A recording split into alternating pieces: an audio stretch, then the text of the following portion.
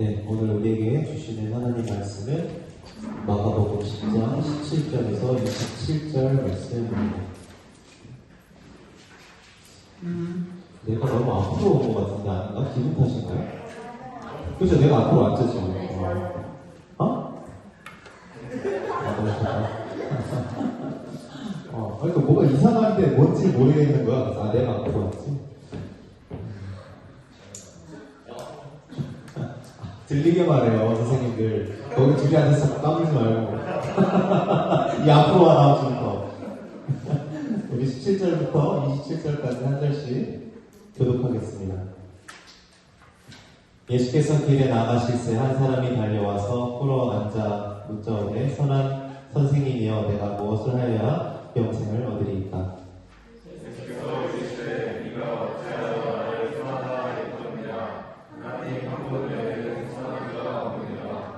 내가 계명을 안 하니 살인하지 말라, 간음하지 말라, 도둑질하지 말라, 거짓 증언하지 말라, 속여 빼앗지 말라, 내 부모를 공경하라 하였느니라.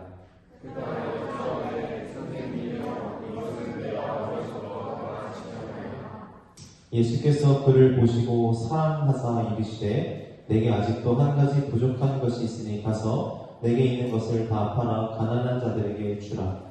그리하면 하늘에서 보화가 내게 있으리라. 그리고 와서 나를 따르라 하시니.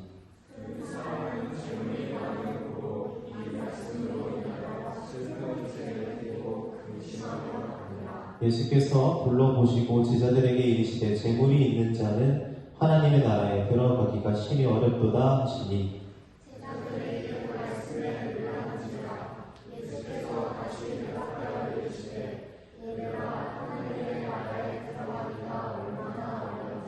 낙타가 바늘 귀로 나가는 것이 부자가 하나님의 나라에 들어가는 것보다 쉬우니라 하시니.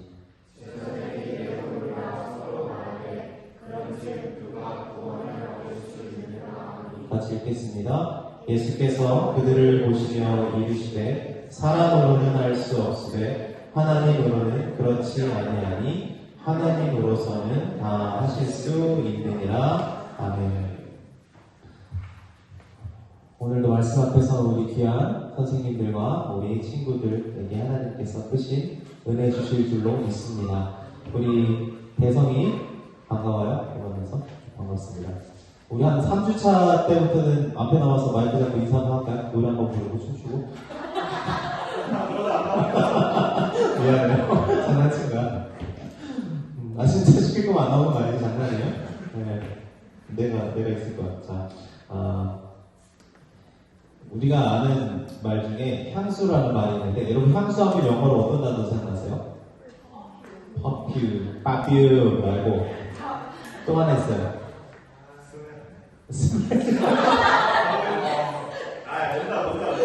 농담 맞죠? 고삼 선생님이시잖아요. 농담이라고 해주세요, 빨리. 웃기긴 했어. 노스텔지어라는 말이 있어요. 그리움, 향수라는 말. 여러분이 생각하는 그 퍼퓸이랑 조금 다른 느낌이에요. 근데 이게 그리스어 두 가지가 합성된 거예요. 노스토스라는 단어랑 알레스라는 단어인데, 저게 합쳐서 노스텔지어라는 단어인데, 합치면 돌이킬 수 없는 기억으로 얻는 고통인 거예요. 다시. 돌이킬 수 없는 어떤 기억 때문에 경험하는 고통. 뭐가 있을까? 예를 들면, 내가 살아오면서 후회했던 어떤 기억. 그러나 이미 엎질러져 버린 물이라서 돌이킬 수 없죠. 그래서 말을 하지. 그래서 비켜줄게. 비켜줄게요. 이러고 있어. 왜 우리가 후회하거나 가슴 아팠던 옛날에 어떤 기억들이 있죠. 그런 거를 노스텔지어라고 해요. 기억은 나지만 돌이킬 수 없어서 그래서 고통스러운 거예요. 돌이킬 수 없는 고통이라는 게 좋은 것 같진 않죠. 이런 게 웬만하면 없었으면 좋겠잖아요. 하지만 이 노스텔지어라는 것이 우리에게 주는 유익이 있어요. 그것은 지금 오늘 나에게 주어진 것에 대한 가치를 다시 한번 깨닫게 돼요. 자, 옛날에 지나간 것에 대한 우리는 후회를 하고 아파하고 슬퍼해요. 이런 기억들, 노스텔지어가 우리에게 주는 유익이 뭐냐 하면 그래서 오늘이 돌아올 미래에 후회하지 않는 삶이 되도록 할 수 있다는 얘기예요. 지나간 후회를 다시 번복하지 않을 수 있게 하는 것. 그것이 노스텔지어, 향수의 역할인 거예요. 우리 친구들에게도 아마 그런 기억들이 있을 것 같아요. 다시는 마주하고 싶지 않았던 어떤 과거의 기억, 다시는 하고 싶지 않은 그 실수들, 그런 기억들이 여러분들의 인생에 꼭 필요해요. 왜냐하면 그 기억이 여러분들을 더 건강하게 살아갈 수 있는 원동력이 될 수 있기 때문이에요. 오늘 이 우리가 읽은 말씀, 여러분 성경 읽을 때 무슨 말인지 모르겠다 하면서 읽잖아요. 하지만 이 말씀을 이야기로 읽어보면 굉장히 뚜렷해요. 어떤 젊은 청년이 있어요. 우리 동현쌤 같은 젊은 청년이 예수님한테 와서, 젊잖아 아직. 자, 기석쌤 좀 위험하고. 자, 예수님한테 왔어요. 근데 이 청년이 부자예요. 돈이 많아. 여러분 이 이야기 들어보셨죠? 부자 청년 이야기 들어보시지 않았어요? 안 들어봤어요? 몰라도 괜찮아요. 내가 다시 해줄게요. 자, 청년이 왔는데 예수님한테 와서 물어보는 거예요. 어떻게 하면 영생을 얻을 수 있어요? 어떻게 하면 하나님 나라에 들어갈 수 있어요? 여기서 나 학교에서 나 영생 어떻게 얻지? 이런 고민해본 적 있다. 적어도 여러분보다 괜찮은 사람인 거예요. 그죠? 우리는 교회에 있을 때밖에 생각 안 하잖아. 이 사람은 심지어 돈도 많아. 누릴 게 너무 많은 인생인데 이 인생이 영원한 생명을 꿈꾼다니까요. 하나님 나라를 꿈꾸고, 그리고 심지어 겸손하기까지 해. 예수님 앞에 와서 선생님 제가 어떻게 하면 영생에 이룰 수 있습니다. 그러니까 예수님이 여러분들도 잘 아는 이야기를 하시는 거예요. 살인하지 말라. 저 살인 안 했는데 살인은 안 했겠지. 그게 여기 있겠지. 자, 간음하지 말라. 간음도 안 했겠죠. 그러길 바래요. 자, 거짓말하지 않고 뺏지 않고 이 부모를 공경하고, 여기서 좀 걸리죠 여러분. 이 모든 것들을 예수님이 말씀하시는데 이 청년이 뭐라고 하냐면 제가 어려서부터 이거 다 했어요. 되게 재수없잖아요. 좀 돈도 많은데 이런 인간이 있단 말이야? 이거 완전히 막 진짜 누구나 꿈꾸는 좀 억지나 그런 느낌인데, 예수님이 그 말을 듣고 너가 뭘 안 지켰는데 이렇게 문제 삼지 않으세요?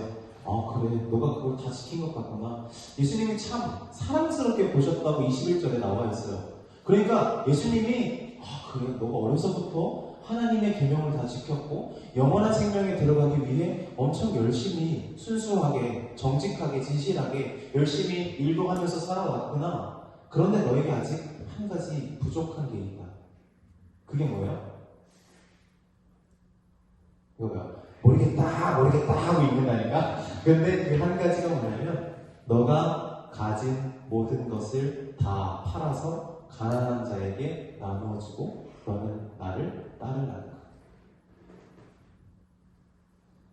나 여기서 가진 거 다 팔아서 왔습니다. 손 한번 들어볼까요? 여러분, 이 예수님께서 은성한테 그러는 거예요. 은성아, 너 나 믿을 거니? 그러면 가서 가진 거 다 팔아서 나누어주고 와서 나를 따라와라. 그 기분이 어떨 것 같아? 말을 못하겠고 내 건데. 심지어 이 사람 부자예요. 돈이 많은 사람이야. 이 청년이 그 예수님의 이야기를 듣고 슬픈 마음으로 뒤돌아서 예수님을 떠납니다. 여러분, 그가 예수님을 돌아서 떠나가면서 집에 가는 길에 무슨 생각을 했을까요? 저 예수님 너무 심하다. 될 걸 말을 해야지. 엄두가 될 만한 걸 말을 해야지. 말도 안 되는 이야기를 하고. 이쯤, 저 같았으면, 내가 젊은 청년인데, 내가 돈도 많은데, 제 친구들이 한 번씩 그러거든요. 야, 너가 돈까지 많았으면 너 진짜 완전히 망나니였을까? 이런 얘기를 하거든요, 저한테. 제가 돈이 많았다? 그런데 젊어. 적어도 나 교회 안 했을 것 같아. 진짜 진심으로. 내가 하고 싶은 거 다 하고 살았을 거야. 근데 이 청년은 그 가진 돈으로 함부로 살지 않았어요. 엄청 정직하게 살았을 것이고, 자신의 돈을 열심히 경제생활에서 꾸려나갈 수 있는 능력도 있던 사람, 종교적으로 어느 정도 위치도 있던 사람, 부모도 공경할 줄 아는 완벽한 사람이었단 말이에요. 괜찮은 사람이었어요. 이쯤이면 괜찮았겠다라고 생각하고 예수님 앞에 갔는데 예수님은 웬걸 너 가진 거 다 팔아서 가난한 자들 나눠주고 그래. 이건 너무하잖아, 그죠? 저는 이 이야기를 읽으면서 그런 생각했어요. 예수님이 이 청년이 마음에 안 드셨나? 그냥 나 따라오지 말라고 하시는 말씀인가? 그런 생각도 들고. 여러분에게 질문을 한 가지 할게요. 여러분 이 복음이라는 단어 많이 들어보셨죠? 복음. 교회 안 다니는 사람도 이건 많이 알걸요? 예수님이 당신을 사랑하신다. 복음. 여러분 예수님 믿기만 하면 천국 가요. 이 복음. 여러분 많이 들어보셨잖아요. 그죠? 여러분 복음이 공짜예요? 아니에요? 공짜다. 네, 공짜 몇 명 있어요? 일단 지금 세놨다. 자, 복음이 공짜입니까? 가격이 없어요? 선생님 저저번 주가 우리 교회를 청소하면서 500원짜리 하나 주셨어요. 여기서 500원짜리는 왠지 기분이 좋아요. 내가 가게에서 일할 때 저번에 한 달 전인가 그 가게 앞에서 뭐가 이렇게 날아가서 뭐지 하고 봤는데 1,000원짜리예요. 대박. 이거 딱 밟았는데 또 2개가 날아오는 거예요. 제가 3,000원을 주셨어요. 그래서 또 어떤 할머니가 자기 거라고 와서 뭐라고 할까봐 일단 두긴 했는데 3,000원을 줄 때보다 왠지 500원이 더 기분이 좋아요. 저는 이 학 모양 있으면 뭔가 대박 이런 느낌이 있는데 3,000원은 왠지 좀 그런 게 있어요. 자, 우리 한번 액수를 한번 늘려봅시다. 우리가 만약에 길을 가다가 10,000원짜리를 몇만 원을 이렇게 주었어요. 저렇게 이걸 주었어요. 여러분 저 10,000원짜리 이렇게 손에 있단 말이야. 이게 공짜예요? 아니에요? 자, 그러면 생각해봅시다. 저 10,000원짜리 말고 이제 50,000원짜리가 다발로 있는 걸 주었어요. 주었어, 길 가다가. 근데 난 그냥 주었으니까 은서가 그냥 주는 거니까 저 주세요 하면 제가 줄까요? 안 줄까요? 왜 안 줘요? 공짜인데. 공짜가 아닌 거예요. 그렇죠? 공짜가 아닌 거예요. 아니 공짜면 줘야지. 그렇잖아. 아니 공짜야. 내가 줄 수 있어요. 그죠? 근데 이게 만약에 50,000원짜리 다발이었어요. 제가 이렇게 줄까요? 뺐지. 내놔 빨리. 내놔 내 돈이야. 그냥 자. 왜 뺏는 거예요? 값이 있기 때문이에요. 이거는 프리가 아니라고요. 값이 없는 게 아니라고요. 값이 매겨진 거지만 내가 거저 받은 것이지 공짜인 게 아니에요. 전사님이 이 말을 왜 하냐면 많은 사람들이 이 복음이라는 것을 잘못 이해하고 있는데 복음은 공짜가 아니에요. 많은 사람들이 이 복음이라는 것을 길 가다가 주운 어떤 10원짜리로 여겨요. 거저 얻었으니까 싸구려로 여겨요. 은혜로 받았으니까 무료라고 생각해요. 절대 아니에요. 예전에 예수님은 이 복음에 대한 값을 한번 매기신 적이 있어요. 복음이 얼마냐? 이 값을 한번 매긴 적이 있는데 마태복음 13장 이야기를 한번 볼까요? 우리 한번 한 목소리로 읽어봅시다. 시작! 하늘나라는 밭에 숨겨놓은 보물과 같다. 어떤 사람이 그것을 발견하며 제자리에 숨겨두고 기뻐하며 집에 돌아가서는 가진 것을 다 팔아서 그 밭을 산다. 예수님은 이해하기 쉽게 비유로 말씀하셨는데 그 복음, 하나님의 나라, 예수님을 믿는다는 것이 밭에 감추인 보물 같대요. 그래서 그걸 발견한 사람이 어떻게 해요? 집으로 돌아가서 자기 있는 전 재산을 다 팔아서 그 밭을 사요. 자, 오해하면 안 될 게 있어요. 전 재산을 다 팔아서 지금 보화를 산 거예요? 밭을 산 거예요? 밭을 산 거예요. 이건 일종의 사기거래예요. 자, 여러분 보세요. 이 밭에서 그냥 일하는 일용직인 거예요. 근데 막 파다 보니까 보물이 나온 거야. 엄청난 양의 보물이 나온 거야. 막 금덩어리야. 다 순금이야. 막 깨물어봤는데 막 푹푹 들어가. 자, 이거를 가지고 계산이 안 되는 만큼 엄청난 보물을 발견하니까 이 사람이 그대로 덮어요. 딱 숨겨 누가 볼까봐. 그리고 빨리 집에 가서 자기가 가진 모든 걸 다 파는 거예요. 빨리 저 밭을 사야 된다고. 여러분도 그렇게 할 거죠? 밭을 사는 거예요. 그 보물의 값을 정확하게 감정해가지고 그 보물에 맞는 가격을 거래하는 게 아니라 이 사람은 이 놀라운 가치를 가진 보화를 가지려고 그 밭을 자기 전 재산을 다 팔아서 그 밭을 사는 거예요. 왜? 그 보물의 가치를 아니까.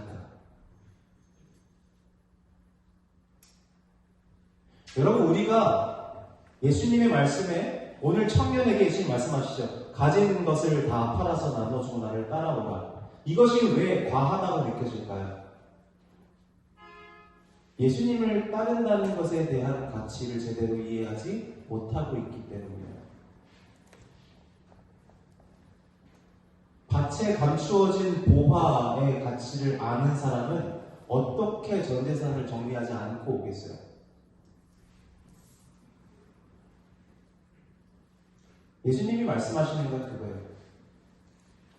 오늘 청년에 똑같이 말씀하시잖아요. 전 재산을 다 팔고 나누고 내게로 오라고. 전사님은 인생에서 비극 중에 하나가 주어진 것, 이미 주어진 것에 대한 가치를 깨닫지 못하는 것에 있다고 생각해요. 이미 우리에게 주어진 것. 어떤 게 있을까요? 이제 어른들은 말씀하시죠. 어른들은 이제 공부 안 하니까, 여러분 공부하니까 여러분들은 이런 얘기를 해요. 야, 공부할 때가 좋은 거야. 근데 본인들은 그렇게 생각 안 하셨을 거거든. 본인은 공부하실 때 그렇게 생각 안 했을 거예요. 근데 공부하지 못하는 때가 됐으니까 이제 공부하는 여러분들에게 말하는 거죠. 공부할 때가 좋은 거야. 들어봤죠? 근데 학생들은 이 말을 듣고 공부할 때가 좋다고 느껴요? 전혀 아니죠. 저도 아니에요. 그런데 다시 공부할 수 없는 어떤 순간이 찾아오면 우린 그때 깨달아요. 그게 귀한 거였다는 거. 자, 또 어떤 게 있을까요? 젊음이 귀하다는 걸 젊은이들은 몰라요. 잘 생각해보세요. 젊음이 귀하다는 걸 젊은이들이 알까요? 아닐걸요? 그 젊음이 귀하다는 걸 알면 시간을 그렇게 쓸까요? 자기 가진 몸과 재산을 그렇게 사용할까요? 그렇지 않을걸요? 젊음이 귀해지는 때는 젊음을 잃어버린 때예요. 젊음이 잃어버리고 이제는 원래는 알아서 다 괜찮아지던 신체들이 병원에 가지 않으면 재생되지 않는 나를 볼 때, 이제는 병원을 안 가는 날보다 가는 날이 많아질 때, 그때 젊음이 귀하다는 걸 알죠. 이렇게 자고 일어나면 괜찮아질 나이에는 아무것도 그게 귀하다는 걸 못 느껴요. 그렇잖아요. 그럼 또 뭐가 있을까요? 가족. 여러분, 사랑하는 사람이 곁에 있다는 게 귀합니까? 잘 못 느껴요. 정말 그게 그렇게 귀중하면 그렇게 할까요? 그렇지 않아요. 사실 제가 이 젊은 청년한테 조금 놀랐던 게 뭐냐면, 예수님 앞에서 너 부모님을 공경하니? 라고 물어보셨는데 예수님 앞에서 제가 여태 그렇게 했습니다 라고 말할 수 있는 이 청년이 좀 존경스러웠어요. 여러분, 대부분 자기 곁에 사랑하는 사람이 있다는 것, 나를 사랑해주는 사람이 있다는 것이 소중하다는 걸 깨닫는 때는 언제입니까? 그 소중한 사람을 상실했을 때예요. 더 이상 그 소중한 사람이 내 곁으로 돌아올 수 없다는 걸 깨닫는 때, 더 이상 나를 사랑해주는 그 사람이 내 곁에 없다, 다시 돌아올 수 없다, 내가 무슨 노력을 해도 다시 내 곁에 그 사람이 있을 수 없다는 것을 깨달을 때 우리는 그 사랑하는 사람이 소중하다는 걸 깨닫죠. 선생님이 이 말을 하는 것은 예수님이 21절에 보면 이 젊은 청년을 사랑하셔서 말씀하셨다라고 나와 있어요. 사랑하사 이르되 말씀하시잖아요. 그죠? 사랑하셔서 말씀하셨어요. 저는 예수님이 이 젊은 청년을 사랑했다고 느껴지는데 왜 느껴지냐면 예수님은 이 젊은 청년에게 복음이 싸구려라고 느끼게 만드시지 않아요. 예수님은요, 이 복음을 무료 체험 쿠폰 따위로 여기게 만들지 않습니다.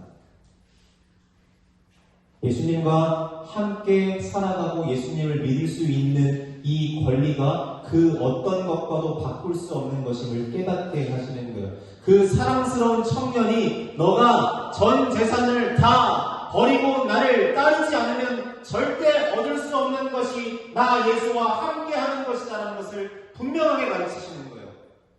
그가 돌아설지라도, 그가 지금 잠깐 슬퍼해서 예수님으로부터 떠나갈지라도 예수님은 가르치시는 거예요. 당신과 동행하는 인생이 얼마나 존귀한 것인가. 많은 사람들이 이 복음을 예수님의 말씀 신경 쓰지 않아도 괜찮고 내 마음대로 내 뜻대로 내가 하고 싶은 거 다 누리고 살아도 괜찮은 무료 쿠폰이라고 생각하는데 절대 아니에요. 그럴 리가 없어요. 예수님은 다 팔아 버리고 오라고 하시는 분이에요. 그 말씀이 우리를 슬프게 할지라도 돌아서게 할지라도 예수님은 참아주세요. 잠깐 뒤돌아설지라도 참아주신단 말입니다. 여러분, 예수님의 사랑은요, 사람을 뒤돌아서게도 하실 수 있는 사랑이고 슬프게도 하실 수 있는 사랑이에요. 예수님은 안 괜찮은 것을 괜찮다고 하시는 분이 아니에요. 예수님은 잘못된 것을 보고 잘못돼도 괜찮다라고 하시는 분이 아니에요.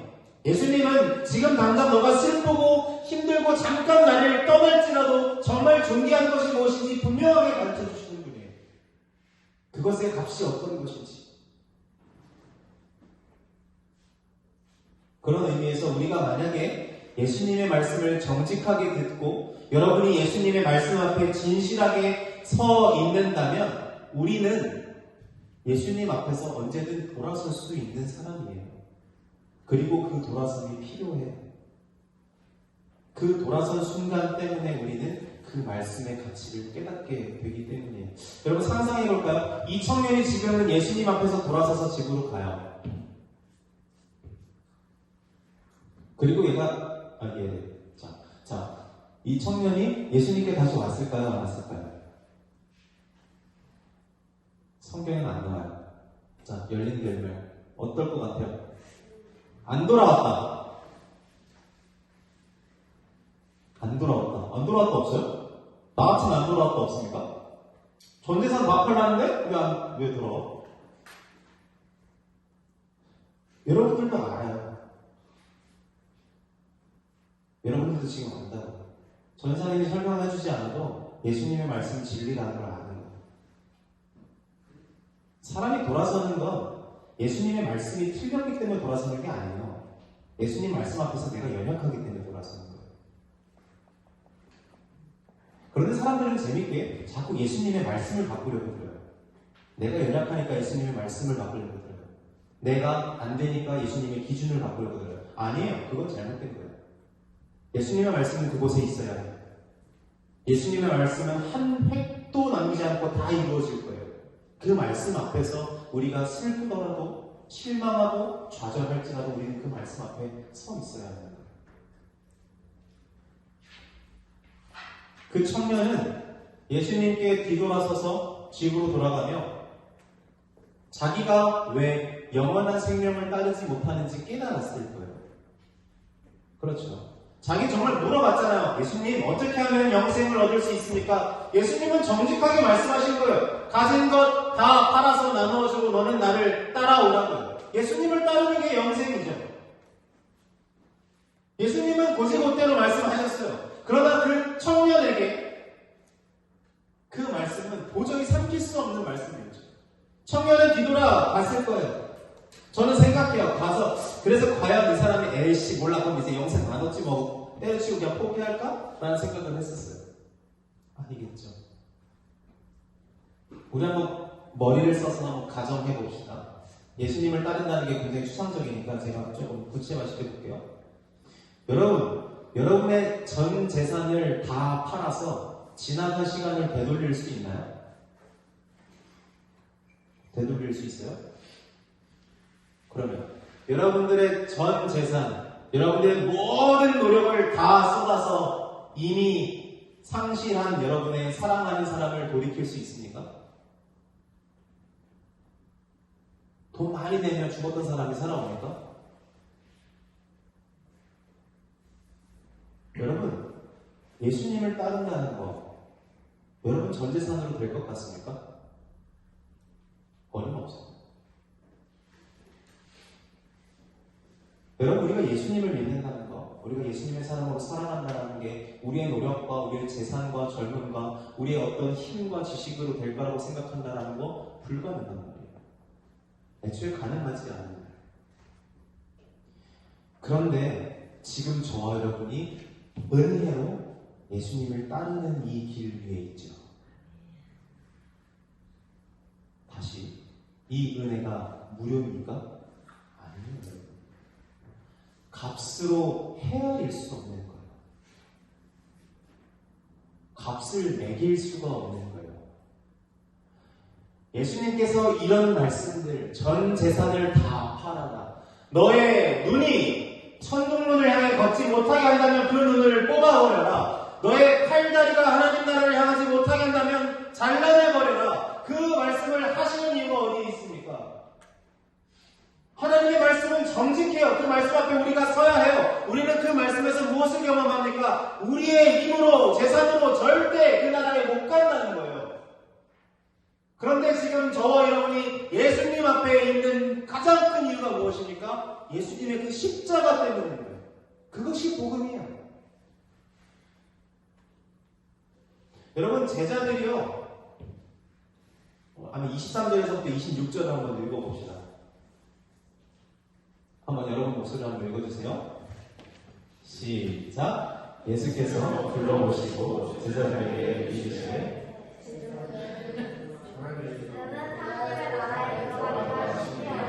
하시니 제자들이 그 말씀에 놀라는지라. 예수께서 다시 대답하여 이르시되 얘들아, 하나님의 나라에 들어가기가 얼마나 어려운지 낙타가 하늘 위로 나가는 것이 부자가 하나님의 나라에 들어가는 것보다 쉬우니라 하시니 제자들이 매우 놀라 서로 말하되 그런즉 누가 구원을 얻을 수 있는가 하니. 제자들이 왜 놀랄까요? 얘들아, 재물이 많은 사람은 하나님의 나라에 들어가기가 힘들다나. 제자들이 왜 놀랄까요? 돈이 많아서 놀라나? 그렇지 않아요. 돈이 많으면 못 들어간다고 해서 내가 돈이 없으면 나랑 사이에서 상관없잖아요. 근데 제자들이 놀래요. 그리고 낙타. 여러분 머릿속에 낙타가 바늘 구멍으로 들어가는 게 부자가 하나님 나라 들어가는 것보다 쉽대요. 이게 된다는 얘기, 안 된다는 얘기. 좀 비벼보면 들어가요. 가능성이 없다는 얘기잖아요. 그러니까 제자들이 매우 놀라요.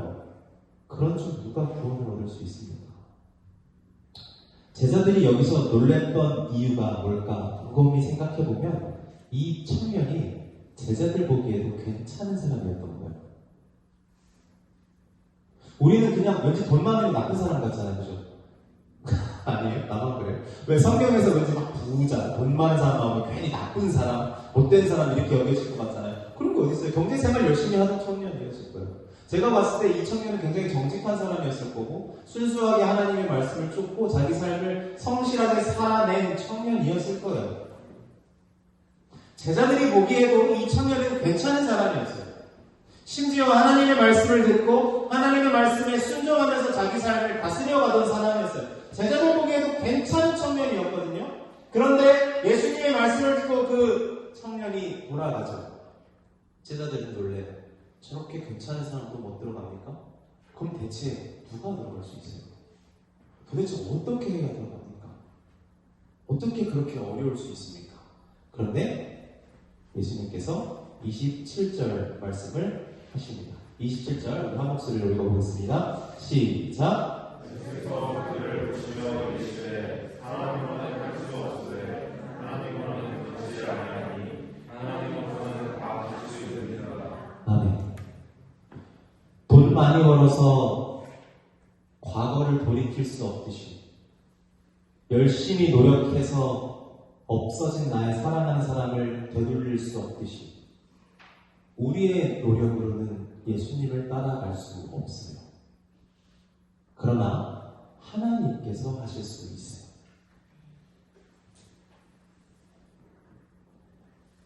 여기 우리 새로 나온 대성이도 있고 여러분들이 있겠지만 여러분들이 지금 예수님의 이름 앞에서 예배할 수 있다는 것 자체가 이미 하나님께서 하시는 일이란 얘기예요. 여러분들이 조금 괜찮아서 이곳에 있는 게 아니에요. 저와 여러분이 조금 노력해서 여기에 있는 게 아니에요. 지금도 그렇지만 앞으로도 그럴 거예요. 우리는 언제고 괜찮아서 예수님을 따랐던 적이 한 번도 없어요. 우리는 언제나 하나님께서 하실 수 있는 그 믿음을 가지고 살아가는 사람들이 바로 그리스도인이라는 거예요.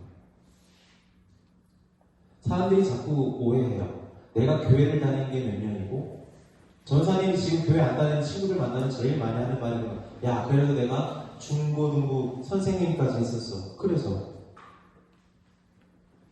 중고등부 선생님 하면 하나님 나라 아는 겁니까? 우리 중고등부 선생님 한번 대답해 보시죠. 야 내가 그래도 신학교 나왔어. 신학교 가면 구원 받는 겁니까? 그런 거 아니죠. 하나님만 하시는 거예요. 여러분들 안에 계신 그 하나님께서 여러분들을 하나님의 말씀 앞에 세우실 때가 있어요. 오늘 말씀처럼 굉장히 무겁고 여러분들을 답답하게 하고 슬퍼서 근심하며 예수님 앞에서 뒤돌아가게 하는 말씀을 하실 때가 있어요. 그 말씀은 그 말씀 그대로 받으셔야 돼요. 우리는 그 말씀 앞에 계속 서 있는 거예요. 아, 예수님은 전 재산을 다 팔아야 믿을 수 있는 분이구나. 우리가 하나님 나라에 가려면 우리의 눈을 뽑아야 하고 팔다리를 잘라야만 갈 수 있는 길이구나. 그런데 은혜로 내가 이 길에 있구나. 그런데 하나님 때문에 내가 이곳에 있구나를 우리가 계속해서 믿을 수 있어야 하는 거예요. 왜 사람들이 이 믿음을 값싸게 무료로 여기냐면 그 말씀들이 다 필요 없다고 여기는 거예요. 예수님 믿으니까 전재산 안 팔아도 돼. 예수님 믿으니까 죄 지어도 돼. 팔다리 안 잘라도 돼. 내 마음대로 살아도 돼. 그게 복음이야 라고 말하잖아요. 그렇지 않습니다. 우리는 저와 우리 귀한 형제 자매님들은 하나님의 그 무겁고 답답한 말씀 앞에서 정직하게 서서 슬프더라도 뒤돌아서 집으로 돌아갈 수 있는 경험이 필요해요. 주님 어떻게 하면 좋습니까? 주님 제가 이 말씀 앞에서 도저히 감내할 수 없는 무게를 느낍니다. 도저히 제 힘으로는 이 죄를 떨쳐버릴 수가 없습니다. 도저히 제가 하나님의 사람으로 살 용기가 나지 않습니다. 이 말씀 앞에 서 있으셔야 해요. 그리고 여러분이 이 말씀 앞에 서 있을 때 여전히 여러분을 응원하고 위로하시는 하나님을 만나게 되는데요.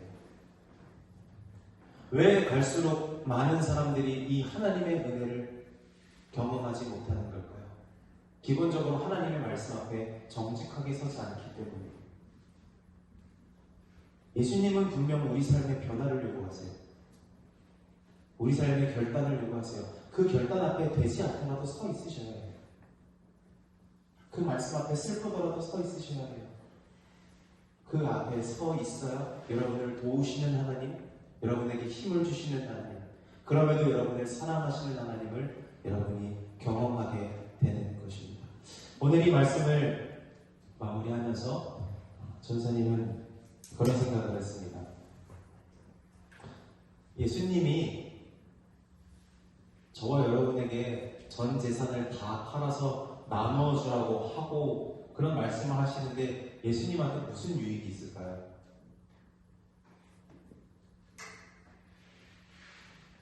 우리 참길이가 죄를 안 짓는 게 예수님이랑 무슨 상관이에요?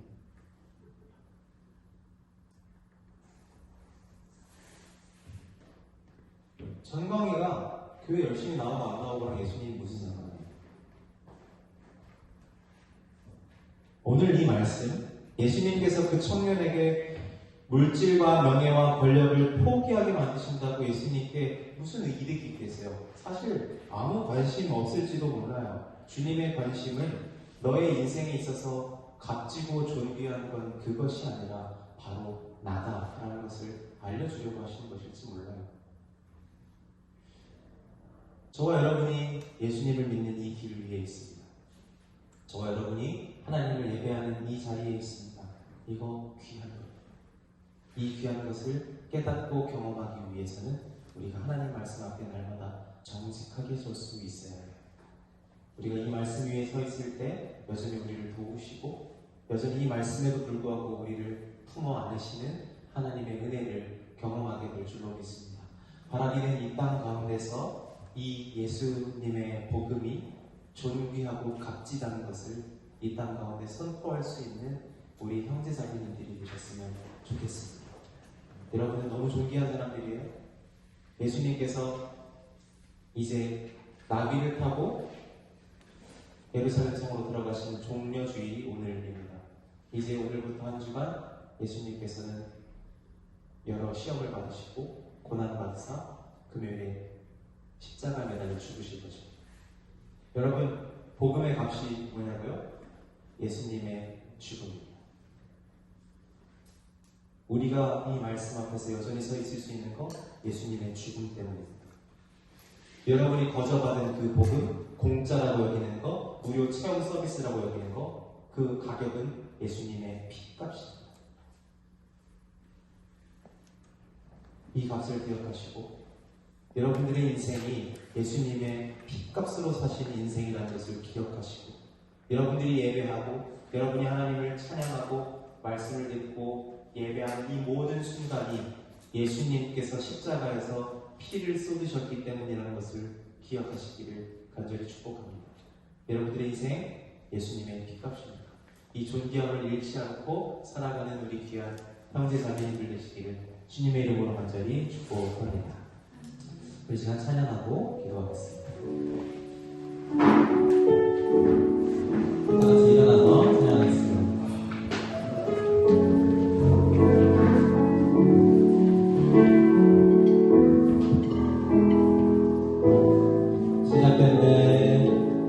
시작될 때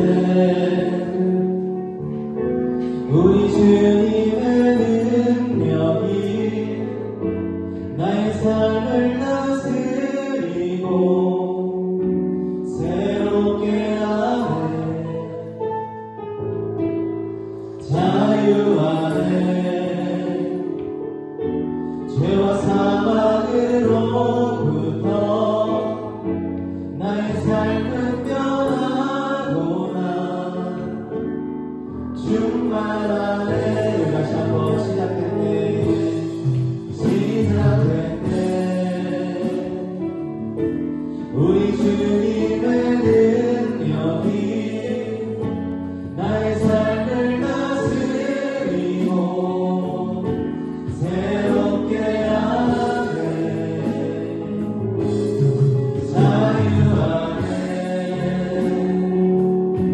죄와 사망으로부터 나의 삶은 변하구나. 충만하네. 은혜로가 주의 은혜 한량없는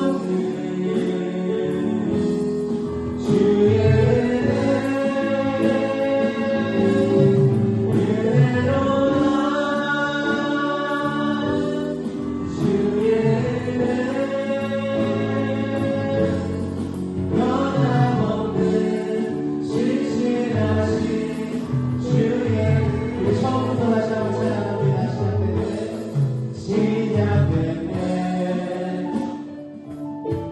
우리 주님의 능력이 나의 삶을 다스리고 새롭게 하네.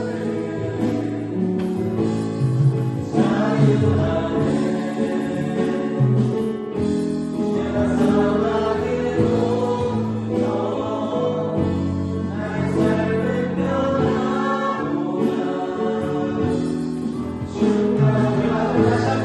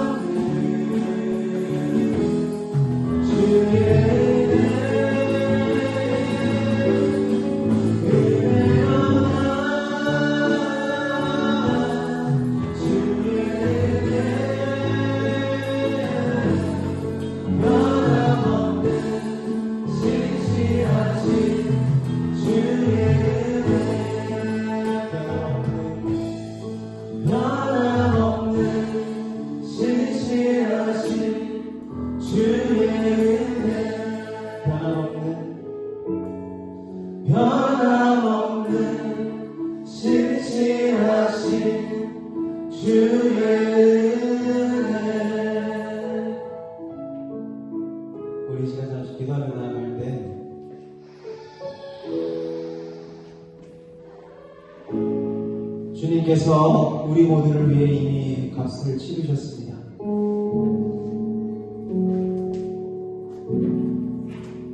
우리가 하나님의 은혜의 보좌로 나아갈 그 길을 주님께서 이미 십자가에서 다 쏟으셨습니다.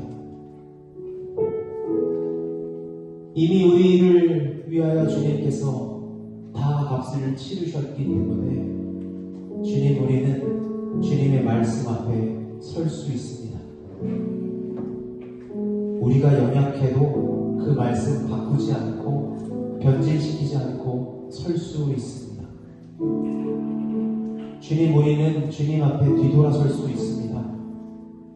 슬픈 기색으로 집으로 돌아갈 수 있습니다. 그럼에도 주님께서 값을 다 치르셨기 때문에 그 시간을 감당할 수 있습니다. 우리 이 시간 마음 모아 기도할 때 하나님, 주님 말씀 앞에 서게 하옵소서. 그 말씀 앞에 정직하게 서게 하옵소서. 내 삶을 타협하지 않고 하나님의 말씀 앞에 서서 오직 우리 주 예수 그리스도를 섬기고 따라가는 이 존귀한 값을 깨달아 아는 우리의 인생 되게 하여